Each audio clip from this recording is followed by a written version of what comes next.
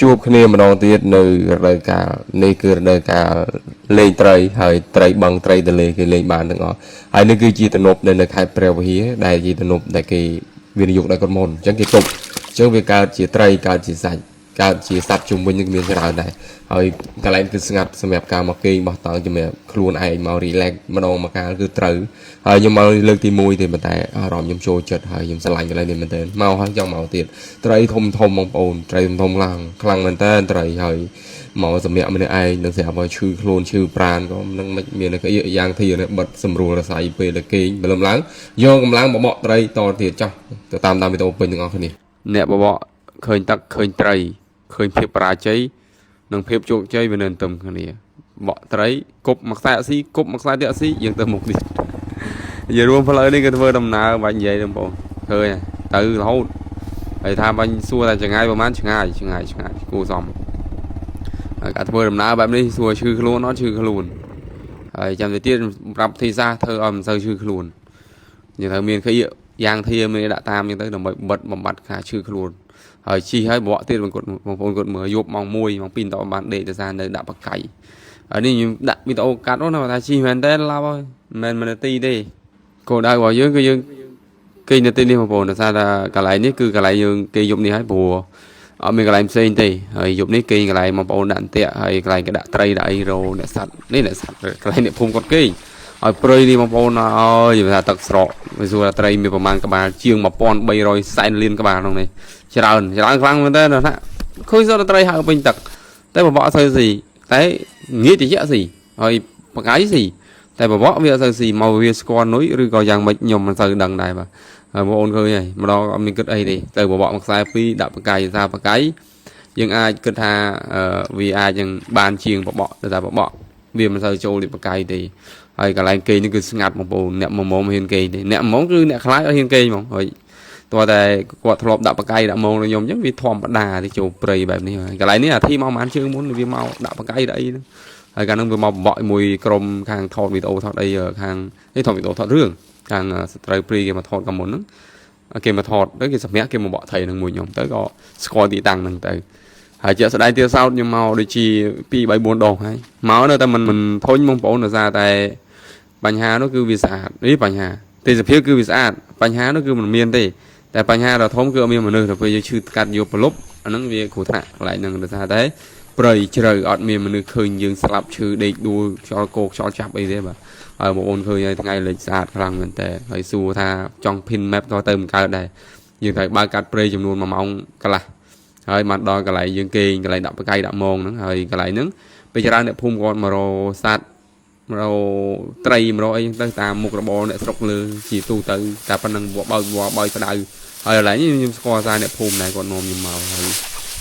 មុខរបរអ្នកភូមិក៏មានតែប៉ុណ្្នឹងដាក់បកាយដាក់ម៉ងដាក់ត្រីដាក់សัตว์ហើយបើកឲ្យផ្ដៅជួអីចឹងទៅគ្រប់សពអាស្រ័យនៅក្នុងព្រៃដែលគាត់កំពុងតែរកហ្នឹងគេរកអីក៏រកហ្នឹងដែរហើយសួរថាដើរបើងាកក្រោយឃើញខ្មោចទៅធ្វើមកមានទៅមិនបាទធម្មតាទៅបើឃើញស្រែកកំនឹងនៅណាមកជួយខ្ញុំពេលខ្លះសម័យម្ដងដែរបងប្អូនក៏ប៉ុន្តែខ្ញុំនិយាយខ្មោចវានៅក្នុងខ្លួនយើងអញ្ចឹងនេះក្នុងខ្លួនខ្មោចវានៅក្នុងចិត្តយើងដោយសារក្នុងចិត្តយើងមានខ្មោចទើបមានខ្មោចអញ្ចឹងយើងដើរបងប្អូនសាក់សម័យមើលកន្លែងហ្នឹងមានខ្មោចយល់ហ៎យើងចាប់ដើមបង្កើតសម័យរូបភាពគ្រប់យ៉ាងចេញមកតែបើយើងដឹងថាតំណឹងអត់ដឹងយើងដឹងបើយើងអត់ដឹងថាតំណឹងអត់មានមនុស្សស្លាប់យើងខ្លាចតែបើយើងដឹងថាមានមនុស្សស្លាប់ខ្លាចបណ្ដោយអញ្ចឹងវាអញ្ចឹងហើយដាក់នួយកូនកែបសួរនួយកូនកែបខំអត់ខំបងប្អូនក៏ចូលជ័យមួយសិន1គីឡូជាង7 8ខំអញ្ចឹងទៅហើយខ្ញុំរីខតថ្ងៃនេះរីខតនឹងម៉ៃទូរស័ព្ទទេដោយសារតែម៉ៃខ្ញុំទុកឲ្យអ្នកភ្នំពេញគាត់រីខតសិនតែអញ្ចឹងខ្ញុំសាក់ម៉ៃទូរស័ព្ទម្ដងបាទតែមានអី everyone តែដាក់ទៅលឺច្បាស់តែជាស្រ័យបងប្អូនសលេងវាអត់សូវលឺដូចម៉ៃរបស់យើងទេចង់ខ្ចីរវងដែរតែវាទៅយកឃុំដល់ណាបាត់តែមិនចូលអីមិនចូលផៃទៅចូលដល់កណ្ដាលព្រៃឡង់បាត់ហើយបាទដោយសាររយៈនឹងគាត់ត្រូវរកឃុំចិញ្ចឹមជីវិតដោយសារតែគាត់បានហ្នឹងឯងតេតក់គ្រាន់ដោះស្រាយជីវភាពរកត្រីរកឃុំលក់ឲ្យបងប្អូនហ្នឹងហើយដោយសារក៏ដែរចេះតចេះស៊ូចេះរកចេះទុកចេះដាក់ចេះចាយទៀតមកចាយមកឈ្ងុយវងស្ដាច់ចាយដូចខ្ញុំហ្នឹងបាទចឹងចាយអត់សល់លុយព្រោះមកអត់សល់លុយមកបចាយហើយផ្នត់កំណត់អ្នកចាយច្រើននិយាយពាក្យមួយទេរកដើម្បីចាយតែពិតយើងត្រូវសំដែរតែពាក្យហ្នឹងយើងនិយាយចឹងហ្មងបាទ direct ក្នុងអារម្មណ៍យើងគឺត្រូវនិយាយចឹងហ្មងនិយាយលេងបងប្អូនទៅស្ដាប់ទៅដូចកំ pl ែងដែរបាទហើយហូបមីអង្គុយហូបមីហ្នឹងមីខាង ប្រដាក់សិនរឿងគេឲ្យ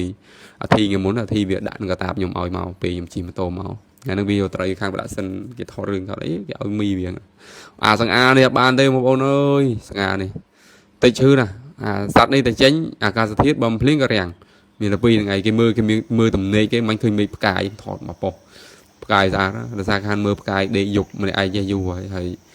ទឹកបងប្អូនឃើញនេះទឹកគួរឲ្យខ្លាចកន្លែងខ្លះត្រឹមចកេះខ្ញុំកន្លែងនេះតែគេចូលជ័យចូលស្មានតែស្អីអូធំយើងកាន់ទូរស័ព្ទផងយើងថតផងកាន់ទូរស័ព្ទយើងអា7ទូរស័ព្ទទៅយើងយកអាកាមេរ៉ាកាន់មកបាក់ថតភ្លើងចរាំងតែធំមកត្រីធំកន្លែងនេះខំចូលរុំស្មៅដាច់បាត់អូ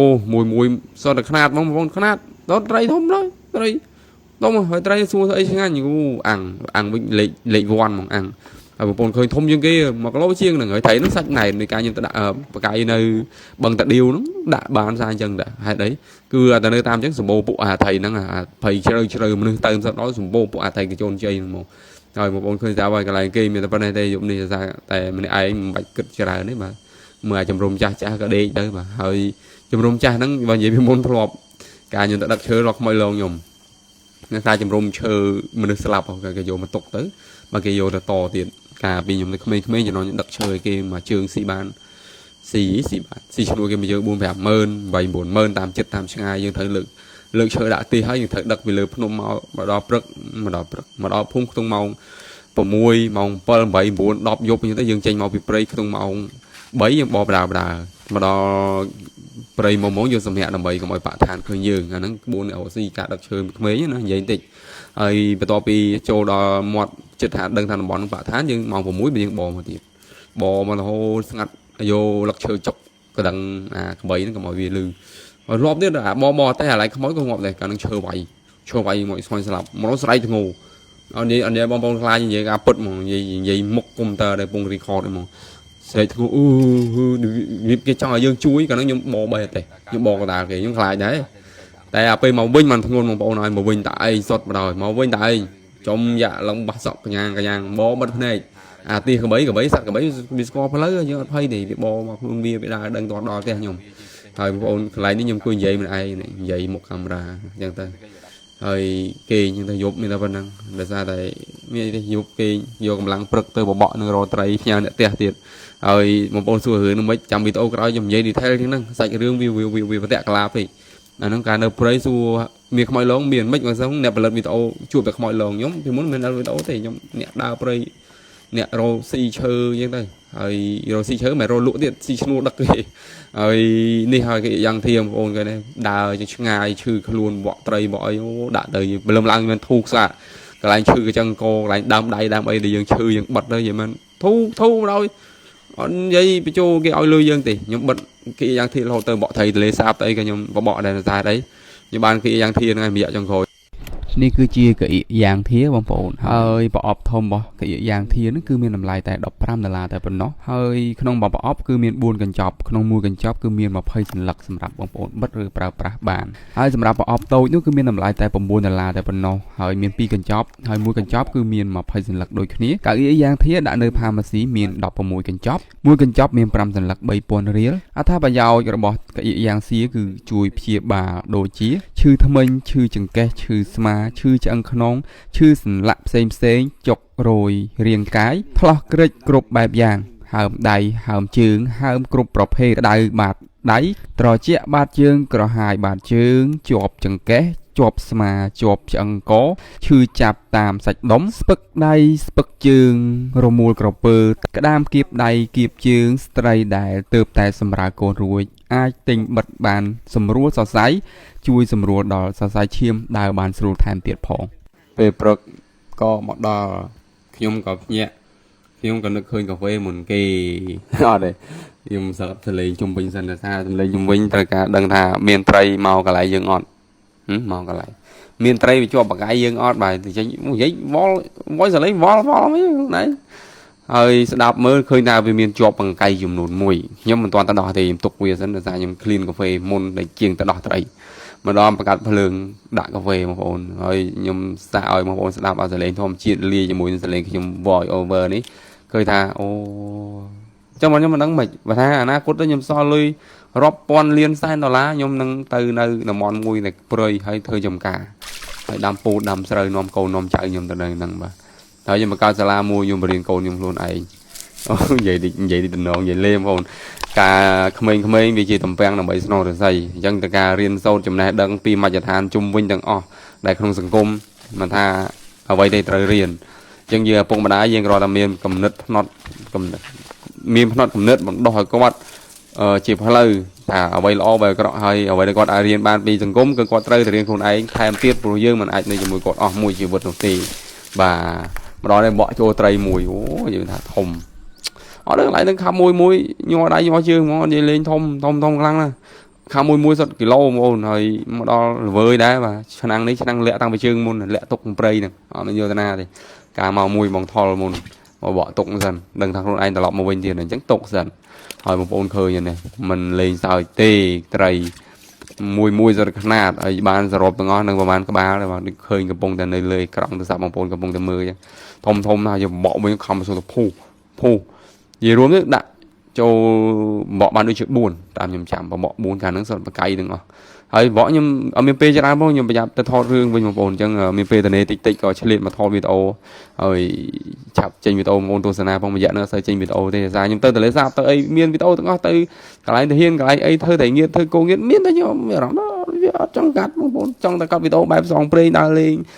បែប Survivor អញ្ចឹងទៅវាអត់ដឹងមិនរសជាតិខ្ញុំនៅតែចង់បានបែបនឹងច្រើនជាងវីដេអូដែលនៅមជ្ឈដ្ឋានខាងក្រៅជាងណាអញ្ចឹងទៅវាអត់សូវមានវីដេអូមើលអញ្ចឹងអធិស្ឋានតែខ្ញុំនឹងត្រឡប់មកវិញ comeback ឲ្យបាននឹងតែ2026ហ្នឹងខ្ញុំផលិតវីដេអូឲ្យបានរៀង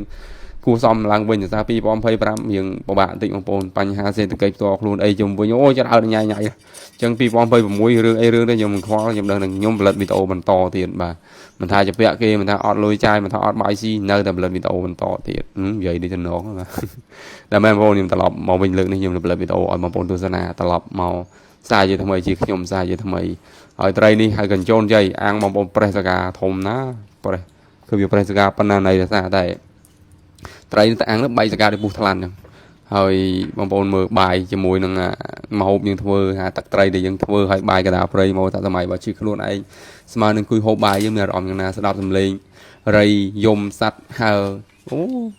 សบาย everyone មកហើយខ្ញុំចិត្តទៅទលេសាបបងចាំរងចាំទស្សនាវីដេអូទលេសាបផងខ្ញុំទៅប្រហែលជើងមុនដែលហ្វូថេខ្ញុំខ្វះថាវក់បកត្រីពេកហើយបងប្អូនខ្ញុំឃើញបងពាក់មីទៅមួយខ្ញុំមិនក៏មានវីដេអូផុសខ្ញុំអត់ដឹងដែរគេផុសខ្ញុំអត់ដឹងផុសខ្ញុំចង់ទុកវីដេអូនឹងមើលខ្លួនឯងហើយខ្ញុំចេញវីដេអូខ្លួនឯងលេងចេញបែបតិចទៅបងប្អូននឹងដឹងថាខ្ញុំចេញរសជាតិបែបណាខ្ញុំចង់ធ្វើបែបណាបែបណីបងប្អូននឹងដឹងហើយខ្ញុំចង់ថតជាខ្ញុំអញ្ចឹងខ្ញុំនឹងធ្វើវាម្ដងទៀតខ្ញុំនឹងទៅម្ដងទៀតហើយនេះគ្រាន់ជាលេសដើម្បីខ្ញុំទៅបកត្រីនិយាយលេងទេខ្ញុំនឹងទៅម្ដងទៀតហើយទៅផលិតវីដេអូឲ្យវាទំនងជាងមុនខ្ញុំមើល footage ឡើងវិញអត់ទំនងអញ្ចឹងត្រឡប់ទៅវិញចាយលុយម្ដងទៀតទលេសាបចាយលុយហ្នឹងបងប្អូនជើងអស់ច្រើននឹងទៅទាំងអស់1លានអត់បាត់ទេទាំងជីឡានទៅអីទៀតតែចំណងចំណូលចិត្តការបកត្រីអ្នកបកត្រីគឺចាយច្រើនណាស់បងប្អូនចាយច្រើនណាស់អញ្ចឹងអត់មានទេមានតែអរគុណរងចាំទស្សនាវីដេអូបន្តនៅទលេសាបកុំភ្លេចដាក់ notification ដាក់កណ្ដឹងរងចាំតែខ្ញុំបកត្រីបានចំនួនប្រហែលក្បាលបាយ